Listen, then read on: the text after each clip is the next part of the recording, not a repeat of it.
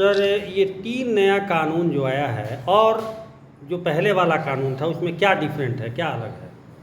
देखिए, तीनों नए कानून बहुत पुराने हो गए थे और समाज का स्वरूप बदला है, सामाजिक गतिविधियां बदली हैं, अपराध की प्रकृति और स्वरूप बदला है, अपराधियों के द्वारा अपनाई जाने वाली तकनीक में परिवर्तन हुआ है। इन सबों को ध्यान में रखते हुए नए कानून की अपरिहार्यता बढ़ गई थी। इसको देखते हुए केंद्र सरकार द्वारा तीनों नए कानून को नए रूप में परिभाषित किया गया और 1 जुलाई 2024 से इसे लागू किया गया। सर क्या क्या है कानून, जैसे फॉर एग्जांपल कुछ बताया जाए? यह जो कानून है पूरी तरह जनता केंद्रित है। इसमें पारदर्शिता, जनता को फोकस करके पुलिस पदाधिकारियों के कार्य में सरलता लाने के लिए और जनता का विश्वास बढ़ाने के लिए हर तरह के उपबंध किए गए। जैसे अगर कोई व्यक्ति आवेदन लेकर के जाता है थाने पे, यदि संज्ञेय अपराध है और तो उसमें तुरंत एफआईआर दर्ज करना है और उसके बाद जो है आगे तक कार्रवाई की जाएगी। यदि कोई व्यक्ति जाता है आवेदन लेकर के तो एफआईआर दर्ज की जाएगी, एफआईआर की प्रति निःशुल्क दी जाएगी एवं त्वरित उस पर अनुसंधान प्रारंभ किया जाएगा। इसमें यदि थाना प्रभारी को लगता है कि ऐसा अपराध है जो वर्णित आवेदन में, उसकी सज़ा 7 साल से कम है और यह षड्यंत्र के तहत या असत्य प्रकृति का है, तो वह वरीय पदाधिकारी से अनुमति लेकर के इसकी जांच करेगा और वह जांच 2 हफ्ता यानी कि 14 दिनों के अंदर करने के उपरांत यदि तथ्य आता है कि इसमें किसी तरह की आपराधिक कृत्य की गई है तो उस पर तुरंत प्राथमिकी अंकित की जाएगी और आगे तक कार्रवाई की जाएगी। सर एक ऐसा मामला आता है, जैसे मान लीजिए कि हमारी पत्नी डुमरांव में रहती है और हम कहीं दिल्ली में नौकरी कर रहे हैं और मेरी पत्नी के साथ मारपीट हो गया, तो क्या वो दिल्ली से ही एफआईआर डुमरांव थाने में कर सकता है? हाँ, इसमें भी परिवर्तन किया गया है कि सोशल मीडिया के माध्यम से आप अपने कंप्लेन को मतलब आप लिखित करा सकते हैं, लेकिन 3 दिनों के अंदर में आकर के आपको हस्ताक्षर करना पड़ेगा। उसके बाद प्राथमिकी अंकित की जाएगी, लेकिन सूचना प्राप्ति या सूचना अपलेखन के बाद पुलिस पदाधिकारी अपना जांच पड़ताल और अग्रतर कार्रवाई करेगा। सर कुछ ऐसे धाराएं हैं, जैसे 302 धारा है तो धारा बदल दिया गया है, 420 वाला धारा बदल दिया गया है, तो ये बदलने का तात्पर्य सर कुछ? इसमें पूरी तरह से नए रूप में परिभाषित किया गया है, तो हर प्रकार के अपराध को अलग अलग वर्गों में बांटा गया है। मानव के विरुद्ध अपराध, शरीर के विरुद्ध अपराध जो है उसके तहत हत्या आती है, जिसे 103 में दंड का उपबंध किया गया है हत्या में। तो और भी जैसे इसके लिए जो पहले 304 था उसे यहाँ पे 105 में डिफाइन किया गया है। तो पूरी कानून को नए रूप में परिभाषित किया गया है। इसके कारण धाराओं में परिवर्तन हुआ है संख्या में, लेकिन प्रकृति के अनुरूप जो भी दंड होना चाहिए, दंड या तो बढ़ाया गया है या समान रखा गया है।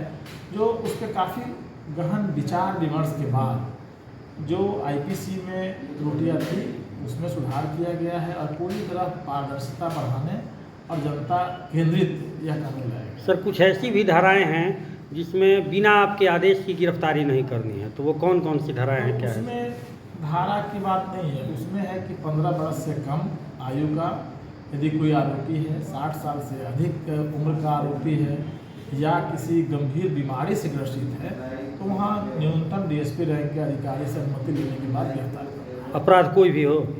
हाँ, अपराध की प्रकृति से कोई लेना देना नहीं है इसमें।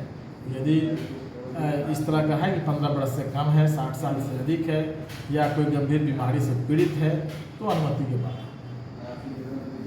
ये हिट एंड रन का मामला है, अधिकतर ट्रक वाले या फिर कोई भी गाड़ी वाले लोग धक्का मार के और तुरंत अपनी गाड़ी लेके भागते हैं ताकि पुलिस के पचड़े में नहीं पड़ना है, तो इसके लिए क्या कानून है? इसके लिए कानून में उपबंध किया गया है। यदि कोई व्यक्ति एक्सीडेंट हो जाता है या उसकी भूल से या कोई यांत्रिक भूल से यदि एक्सीडेंट हो जाता है और वह पीड़ित को रोड पे छोड़ करके भाग जाता है तो उसमें 10 साल तक की सज़ा का उपबंध किया गया। लेकिन यदि वह चालक या गाड़ी का मालिक जो है वह वहाँ रुक करके उस घायल व्यक्ति को अस्पताल पहुँचाता है, उसकी चिकित्सा सुविधा उपलब्ध करवाता है, तो इस बात को ध्यान में रखते हुए सजा की मात्रा को कम किया जाएगा। सर मॉब लिंचिंग का मामला आता है कि बहुत सारे लोग मिल करके और कोई चोर चोर करके पकड़ते हैं और इसके बाद सब लोग जो आता है सो मारता है और अंत में उसकी मौत हो जाती है, तो इसको लेकर के क्या हाँ, कहें? इसके लिए भी जो है कानून में बंद किया गया है।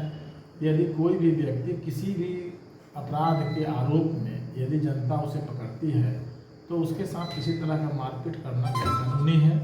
यदि आप उसे पकड़ते हैं और वह किसी तरह का आरोप है उस पर, तो आप पुलिस को हवाले कीजिए। यदि आप उसे मारपीट करते हैं, उसकी मृत्यु हो जाती है, तो ऐसे मामलों में मृत्यु दंड का उपबंध है। और यदि चोट लगता है तो चोट के अनुरूप जो है, जो उसके इलाज का जो स्वरूप होगा, ग्रीवियस व साधारण होगा, उसके अनुरूप सजा है। सर कुछ ऐसी घटनाएं आती हैं जैसे कि कोई किसी से पैसा ले लिया है और इस एवज में लोग उसको अपने कब्जे में कर लेते हैं और कब्जे में करके और उसके साथ मारपीट करते हैं या फिर बाद में पुलिस को सूचना देते हैं, क्या है इसमें सर? ये गलत है, ये एक अपराध है। इसमें आप पे केस हो सकता है और ऐसी गतिविधि में शामिल न हो, चाहे कोई भी व्यक्ति हो, किसी का पैसा लिया है, कोई अपराध ही किया है, तो आप पुलिस के पास जाइए, विधि सम्मत कार्रवाई कीजिए। सर अपने हिरासत में कुछ कानून ऐसा आया है कि यदि अपने हिरासत में आप रखने का कोई उपबंध नहीं है। यदि कहीं आपको लगता है कि कोई व्यक्ति अपराध कर रहा है तो उसे आप डिटेन कीजिए और तत्काल पुलिस को सूचना दीजिए। अधिकतम 6 घंटा उसमें टाइम फ्रेम रखा गया है, उसमें आपको पुलिस को सुपुर्द कर देना है। यदि आपके संज्ञान में कोई व्यक्ति अपराध करते हुए पाया जाता है, आपने उसे रोक के रखा है, तो पुलिस को सुपुर्द करना है। सर आप कह रहे हैं कि ये तो उसकी समीक्षा की जाएगी और उसके अनुरूप कार्रवाई करेगी सरकार। धन्यवाद। और कई प्रकार के का कानून आया है, उस पर थोड़ा प्रकाश डाला जाए सर। इसमें आया है जैसे स्नैचिंग के लिए उपबंध पहले नहीं था, छीनताई के लिए, तो ये नया कानून जोड़ा गया है, ये कठोर प्रकृति का अपराध माना गया है। और एक आया है कि यदि कोई व्यक्ति किसी को मतलब अपना फेस छुपा करके झूठा वादा करके यदि शोषण करता है तो उसके अनुरूप भी जो है कठोर कार्रवाई की जाएगी। व्हाट्सएप के माध्यम से या फेसबुक के माध्यम से ही ना? हाँ, व्हाट्सएप, फेसबुक या अन्य माध्यम से अपनी पहचान छिपा करके किसी का भी किसी महिला के साथ, किसी नाबालिग लड़की के साथ यदि उसका शोषण करता है तो उस पर कठोर दंड का उपबंध है। और क्या है सर?